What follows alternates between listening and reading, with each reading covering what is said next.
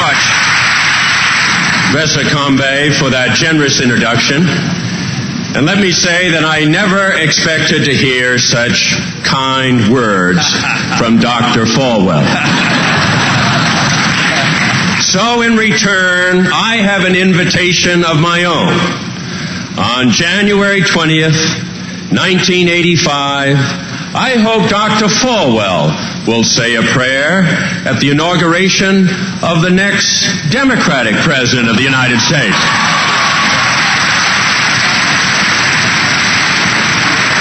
Now, Dr. Falwell, I'm not sure exactly how you feel about that. You might not appreciate the president, but the Democrats certainly would appreciate the prayer. Actually, a number of people in Washington were surprised that I was invited to speak here, and even more surprised when I accepted the invitation. They seem to think that it's easier for a camel to pass through the eye of a needle than for a Kennedy to come to the campus of Liberty Baptist College.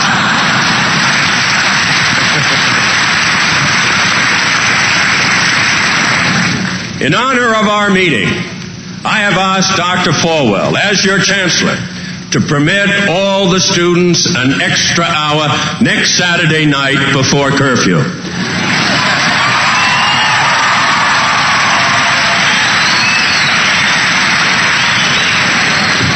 And in return, I have promised to watch the old-time gospel hour next Sunday morning.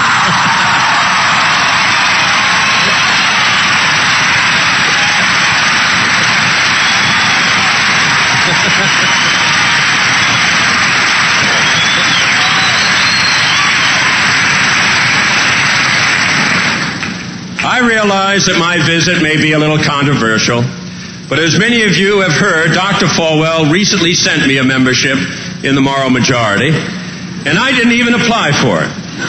And I wonder if that means I'm a member in good standing. Somewhat, he says. This is, of course, a non-political speech, which is probably best under the circumstances.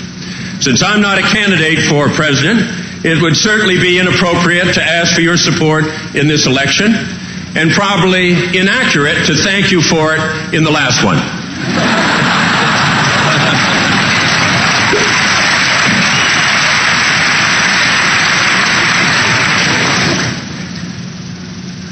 I have come here to discuss my beliefs about faith and country, tolerance and truth in America. I know we begin with certain disagreements, and I strongly suspect at the end of the evening some of our disagreements will remain. But I also hope that tonight, and in the months and years ahead, we will always respect the right of others to differ, that we will never lose sight of our own fallibility, and that we will view ourselves with a sense of perspective and a sense of humor. After all, in the New Testament, even the disciples had to be taught to look first to the beam in their own eyes and only then to the mote in their neighbor's eyes. I am mindful of that counsel. I am an American and a Catholic. I love my country and treasure my faith. But I do not assume that my conception of patriotism or policy is invariably correct, or that my convictions about religion should command any greater respect than any other faith in this pluralistic society. I believe there surely is such a thing as truth, but who among us can claim a monopoly on it? There are those who do, and their own words testify to their intolerance. For example, because the moral majority has worked with members of different denomination, one fundamentalist group has denounced Dr. Falwell for hastening the ecumenical church and for yoking together with Roman Catholics, Mormons, and others. I am relieved that Dr. Falwell does not regard that as a sin. And on this issue, he himself has become the target of narrow prejudice. When people agree on public policy, they ought to be able to work together even while they worship in diverse ways. For truly we are all yoked together as Americans.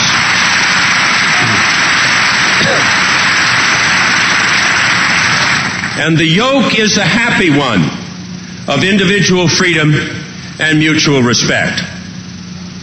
But in saying that, we cannot and should not turn aside from a deeper and more pressing question, which is whether and how religion should influence government. A generation ago, a presidential candidate had to prove his independence of undue religious influence in public life. And he had to do so partly at the insistence of the evangelical Protestants. John Kennedy said at that time, "I believe in an America where there is no religious bloc voting of any kind."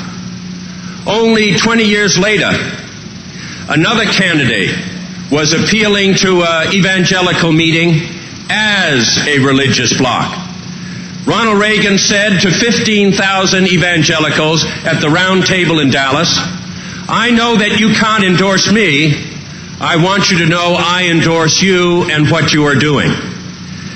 To many Americans, that pledge was a sign and a symbol of a dangerous breakdown in the separation of church and state. Yet this principle, as vital as it is not a simplistic and rigid command. Separation of church and state cannot mean an absolute separation between moral principles and political power. The challenge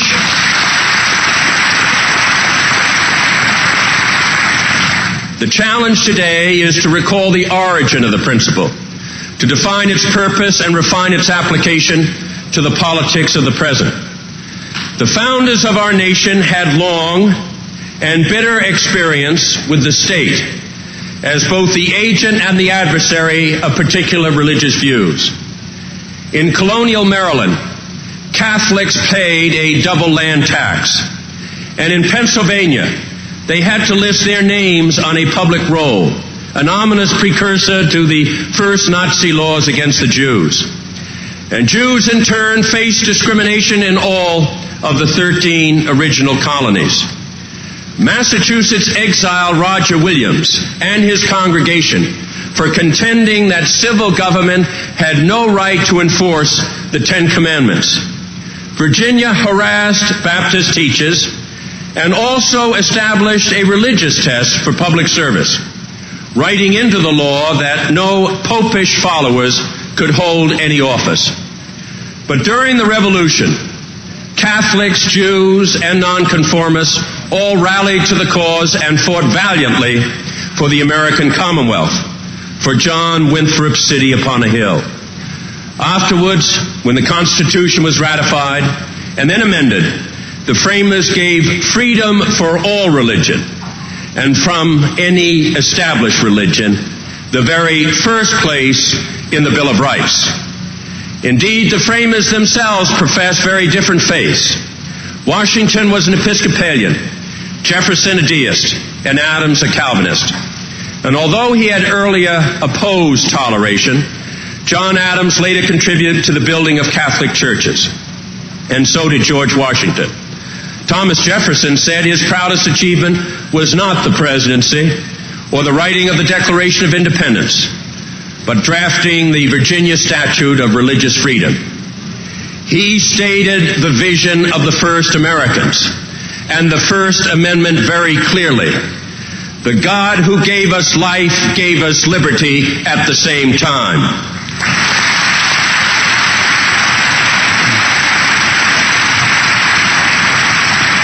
The separation of church and state can sometimes be frustrating for women and men of religious faith. They may be tempted to misuse government in order to impose a value which they cannot persuade others to accept. But once we succumb to that temptation, we step onto a slippery slope where everyone's freedom is at risk. Those who favor censorship should recall that one of the first books ever burned was the first English translation of the Bible. As President Eisenhower warned in 1953, don't join the book burners. The right to say ideas, the right to record them, and the right to have them accessible to others is unquestioned, or this isn't America. And if that right is denied at some future day, the torch can be turned against any other book or any other belief. Let us never forget, today's moral majority could become tomorrow's persecuted minority.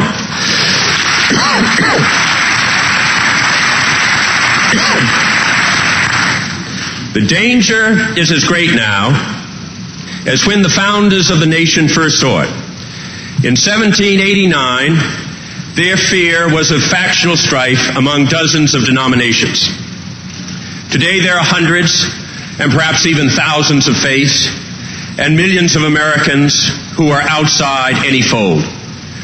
Pluralism obviously does not and cannot mean that all of them are right, but it does mean that there are areas where government cannot and should not decide what is wrong to believe, to think, to read, and to do.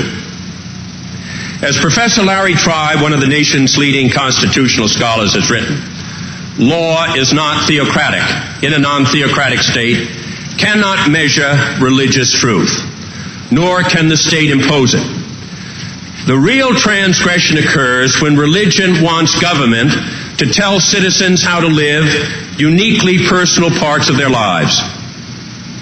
The failure of prohibition proves the futility of such an attempt when a majority or even a substantial minority happens to disagree. Some questions may be inherently individual ones, or people may be sharply divided about whether they are.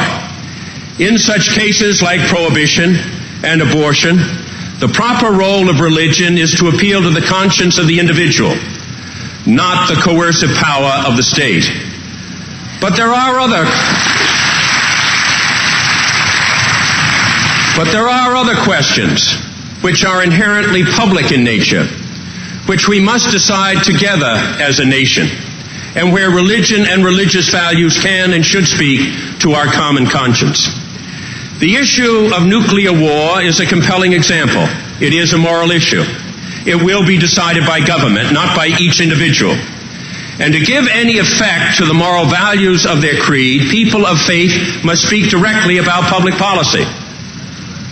The Catholic bishops and the Reverend Billy Graham have every right to stand for the nuclear freeze, and Dr. Falwell has every right to stand against it.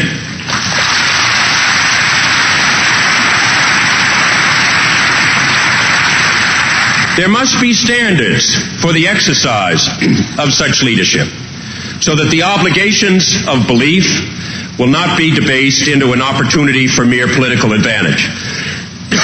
But to take a stand at all, when a question is both properly public and truly moral, is to stand in a long and honored tradition. Many of the great evangelists of the 1800s were in the forefront of the abolitionist movement. In our own time, the Reverend William Sloane Coffin challenged the morality of the war in Vietnam. Pope John XXIII renewed the gospel's call to social justice. And Dr. Martin Luther King Jr., who was the greatest prophet of this century, awakened our nation and its conscience to the evil of racial segregation.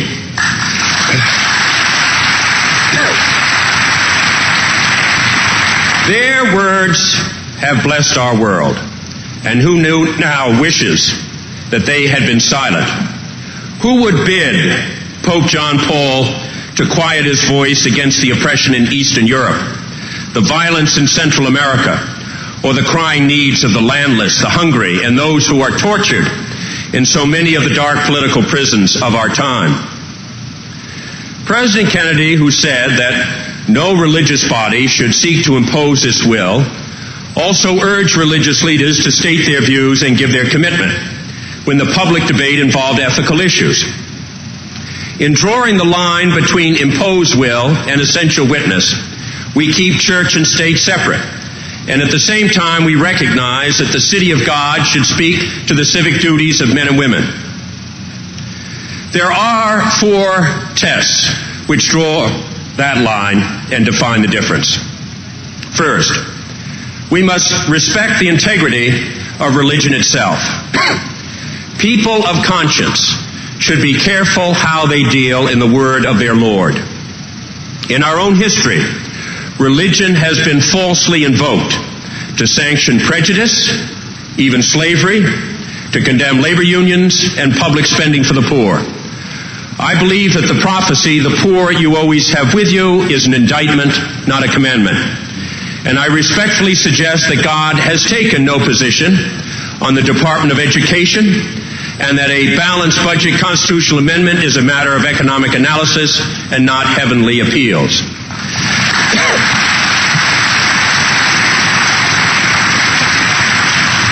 Religious values cannot be excluded from every public issue, but not every public issue involves religious values.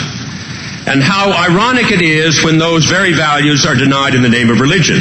For example, we are sometimes told that it is wrong to feed the hungry, but that mission is an explicit mandate given to us in the 25th chapter of Matthew. Second, we must respect the independent judgments of conscience. Those who proclaim moral and religious values can offer counsel, but they should not casually treat a position on a public issue as a test of fealty to faith. Just as I disagree with the Catholic bishops on tuition tax credits, which I oppose, so other Catholics can and do disagree with the hierarchy on the basis of honest conviction on the question of the nuclear freeze. Thus, the controversy about the moral majority arises not only from its views, but from its name, which, in the minds of many, seems to imply that only one set of public policies is moral, and only one majority can possibly be right. Similarly, people are and should be perplexed when the religious lobbying group Christian Voice publishes a morality index of congressional voting records, which judges the morality of senators by their attitude towards Zimbabwe and Taiwan. Let me offer another illustration. Dr. Falwell has written, and I quote, "To stand against Israel is to stand against God." Now, there is no one in the Senate who has stood more firmly for Israel than I have. Yet I do not doubt the faith of those on the other side. Their error is not one of religion, but of policy. And I hope to be able to persuade them that they are wrong in terms of both America's interest and the justice of Israel's cause. Respect for conscience is most in jeopardy, and the harmony of our diverse society is most at risk when we reestablish, directly or indirectly, a religious test for public office. That relic of the colonial era, which is specifically prohibited in the Constitution, has reappeared in recent years. After the last election, the Reverend James Robison warned President Reagan not to surround himself, as presidents before him had, with the counsel of the ungodly. I utterly reject any such standard for any position anywhere in public service. 2 centuries ago, the victims were Catholics and Jews. In the 1980s, the victims could be atheists. In some other day or decade, they could be the members of the Thomas Road Baptist Church. Indeed, in 1976, I regarded it as unworthy and un-American when some people said or hinted that Jimmy Carter should not be president because he was a born-again Christian. We must never judge the fitness of individuals to govern on the basis of where they worship, whether they follow Christ or Moses, or whether they are called born-again or ungodly. Where it is right to apply moral values to public life, let all of us avoid the temptation to be self-righteous and absolutely certain of ourselves. And if that temptation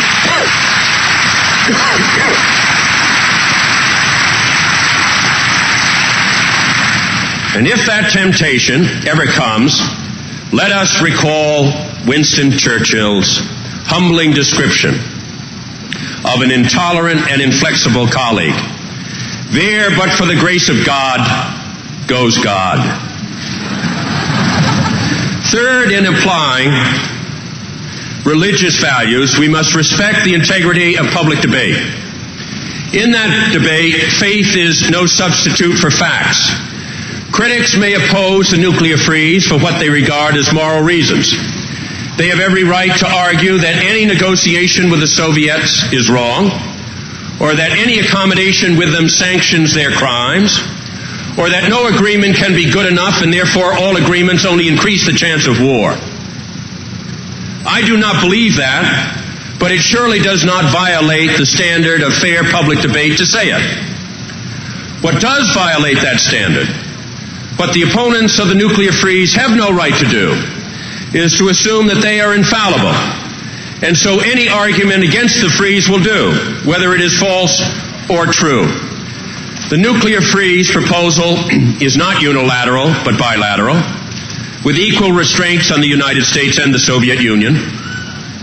The nuclear freeze does not require that we trust the Russians, but demands full and effective verification.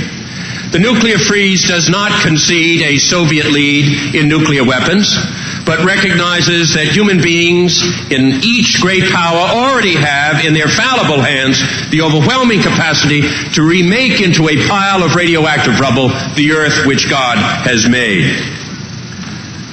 There is no morality. There is no morality in the mushroom cloud. The black rain of nuclear ashes will fall alike on the just and the unjust.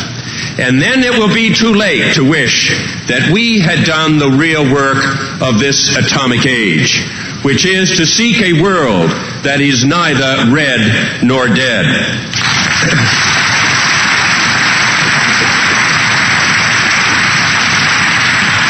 I am perfectly prepared to debate the nuclear freeze on policy grounds or moral ones, but we should not be forced to discuss phantom issues or false charges. They only deflect us from the urgent task of deciding how best to prevent a planet divided from becoming a planet destroyed. And it does not advance the debate to contend that the arms race is more divine punishment than human problem, or that in any event the final days are near. As Pope John said 2 decades ago at the opening of the Second Vatican Council, we must beware of those who burn with zeal but are not endowed with much sense. We must disagree with the prophets of doom who are always forecasting disasters as though the end of the earth was at hand. The message which echoes across the years is very clear. The earth is still here, and if we wish to keep it, a prophecy of doom is no alternative to a policy of arms control. Fourth and finally, we must respect the motives of those who exercise their right to disagree. We sorely test our ability to live together if we readily question each other's integrity. It may be harder to restrain our feelings when moral principles are at stake, for they go to the deepest well springs of our being. But the more our feelings diverge, the more deeply felt they are.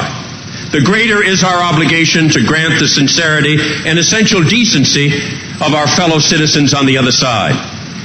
Those who favor ERA are not anti-family or blasphemers.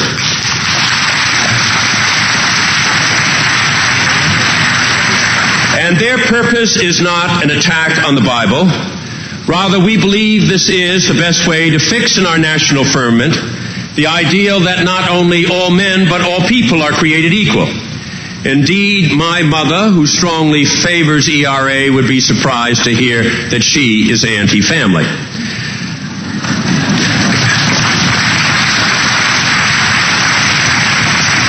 For my part, I think of the amendment's opponents as wrong on the issue, but not lacking in moral character. I could multiply the instances of name-calling, sometimes on both sides. Dr. Falwell is not a warmonger, and liberal clergymen are not, as the moral majority suggested in a recent letter, equivalent to Soviet sympathizers. The critics of official prayer in public schools are not Pharisees. Many of them are both civil libertarians and believers. who think that families should pray more at home with their children and attend church and synagogue more faithfully. And people are not sexists because they stand against abortion, and they are not murderers because they believe in free choice. Nor does it help anyone. Nor does it help anyone's cause to shout such epithets or to try and shout a speaker down, which is what happened last April when Dr. Falwell was hissed and heckled at Harvard. So I'm doubly grateful for your courtesy here this evening.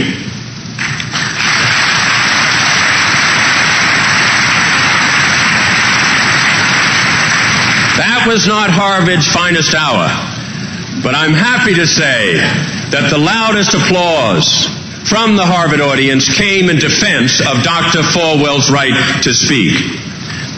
In short, I hope for an America where neither fundamentalists nor humanists will be a dirty word, but a fair description of the different ways in which people of goodwill look at life and into their own souls. I hope for an America where no president, no public official, no individual will ever be deemed a greater or lesser American because of religious doubt or religious belief. I hope for an America where the power of faith will always burn brightly, but where no modern inquisition of any kind will ever light the fires of fear, coercion, or angry division. I hope for an America where we can all contend freely and vigorously, but where we will treasure and guard those standards of civility which alone make this nation safe for both democracy and diversity. 20 years ago this fall in New York City, President Kennedy met for the last time with a Protestant assembly. The atmosphere had been transformed since his earlier address during the 1960 campaign to the Houston Ministerial Association. He had spoken there to allay suspicions about his Catholicism and to answer those who claimed that on the day of his baptism he was somehow disqualified from becoming president. His speech in Houston and then his election drove that prejudice from the center of our national life. Now, 3 years later, in November of 1963, he was appearing before the Protestant Council of New York City to reaffirm what he regarded as some fundamental truths. On that occasion, John Kennedy said, "The family of man is not limited to a single race or religion, to a single city or country. The family of man is nearly 3 billion strong. Most of its members are not white, and most of them are not Christian." And as President Kennedy reflected on that reality, he restated an ideal for which he had lived his life: that the members of this family should be at peace with one another. That ideal shines across all the generations of our history and all the ages of our faith, carrying with it the most ancient dream. For as the Apostle Paul wrote long ago in Romans, "If it be possible, as much as it lieth in you, live peaceably with all men." I believe it is possible. The choice lies within us. As fellow citizens, let us live peaceably with each other. As fellow human beings, let us strive to live peaceably with men and women everywhere. Let that be our purpose and our prayer, yours and mine, for ourselves, for our country, and for all the world. Thank you.